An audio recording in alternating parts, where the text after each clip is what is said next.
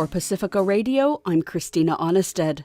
Vice President Kamala Harris defended shifting away from some of her more liberal positions in her first major television interview of her presidential campaign last night.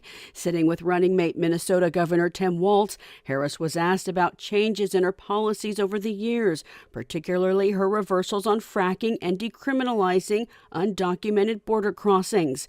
The CNN interview comes as voters are still trying to learn more about the Democratic ticket under a new compressed time frame after Joe Biden stepped down a month ago and endorsed his vice president.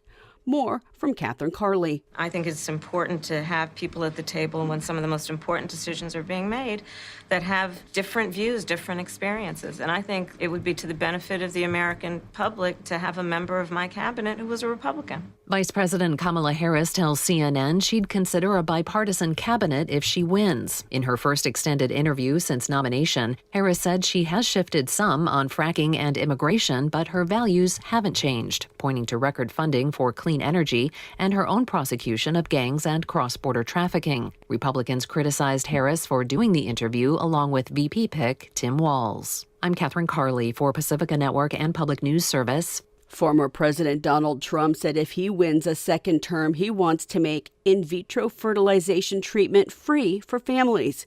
The former president did not detail how he would fund it or how it would work. He spoke at campaign events Thursday in Michigan and Wisconsin. Here he is speaking in Michigan.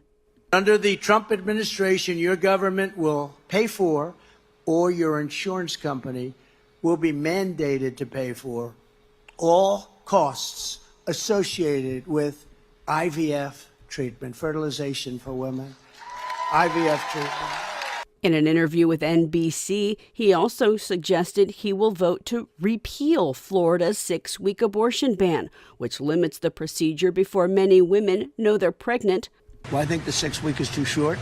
It has to be more time, and so and I've told them that I want more weeks. So you'll vote in favor of the amendment? I am going to be voting that we need more than 6 weeks. Look, just so you understand, everybody wanted Roe v. Wade terminated for years, 52 years. I got it done. They wanted it to go back to the states. Exceptions are very important. His comments spurred condemnation from anti-choice groups. Trump's campaign then walked back his comments, saying Trump hasn't said how he will vote in Florida, just that 6 weeks is too short. Courting the anti-LGBTQ vote, Trump today speaks at the annual gathering of the group Moms for Liberty. The national nonprofit has spearheaded efforts to get mentions of LGBTQ plus identity and structural racism out of K-12 classrooms, arguing parents should have a larger say in education. Trump also runs the risk of alienating moderate voters who view Moms for Liberty's activism as too extreme. Trump will first visit Pennsylvania in Johnstown for a rally. Vice President Kamala Harris's husband, second gentleman Doug Emhoff, campaigns for her in San Francisco and Colorado today. If Harris is elected president, Emhoff would be the nation's first gentleman. Harris would be the nation's first woman president. The World Health Organization says it will launch a large-scale polio vaccination effort in Gaza starting Sunday, and that there will be limited pauses in fighting to allow for hundreds of thousands of children to be vaccinated. This after a baby contracted the first confirmed case of polio in 25 years and became paralyzed earlier this month. The WHO briefed the United Nations Security Council about the vaccination effort. Eileen Elfendary reports. The World Health Organization said the vaccination campaign will start Sunday, with Israel agreeing to a so-called humanitarian pause lasting from 6 a.m. until 3 p.m. for 3 days in each zone that can be extended by an additional day if needed, as is likely to be the case. Dr. Michael Ryan, the Deputy Director General of the World Health Organization, said health and outreach workers have been trained. But he said ensuring the safety of all concerned is paramount. The safety of every single one of the 2,180 vaccinators must be guaranteed. Their security is paramount. We urge all parties to ensure their protection, as well as that of health facilities, children and their families. Safety is a major concern given Israel's repeated attacks on humanitarian and medical workers in Gaza.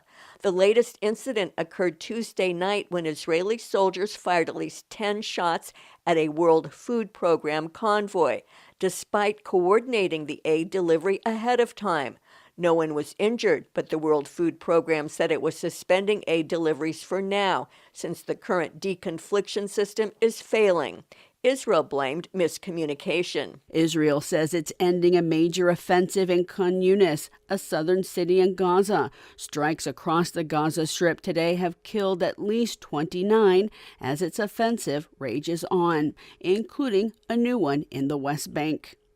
In Nigeria, weeks of flooding have killed at least 179 people and displaced more than 200,000. FSN's Ajagman Goop reports. The agency says the floods washed away over 25,000 hectares of farmland. The floods have been attributed to unprecedented rainfall and the rising water levels of the River Niger and Benue. NEMA has warned that the situation could worsen between September and October. The flooding is raising concerns that it could worsen the ongoing food crisis in the country. Nigeria is already facing food supply shortages, partly caused by the inability of farmers to cultivate their land due to security threats. This has resulted in higher food prices, with millions facing hunger, malnutrition, and starvation. Ajak Mangut, Abuja. South Korea's constitutional court has ordered the government to enforce its climate goals with more concrete plans for action through the year 2049. The ruling Thursday hands a partial victory to climate campaigners who say the country's failure to cut emissions faster amounts to a violation of their rights. The court ruling involves 4 climate cases raised by more than 250 plaintiffs, including many young people who were children or teenagers when they began filing the complaints in 2020. I'm Christina Onnested reporting for Pacifica Radio.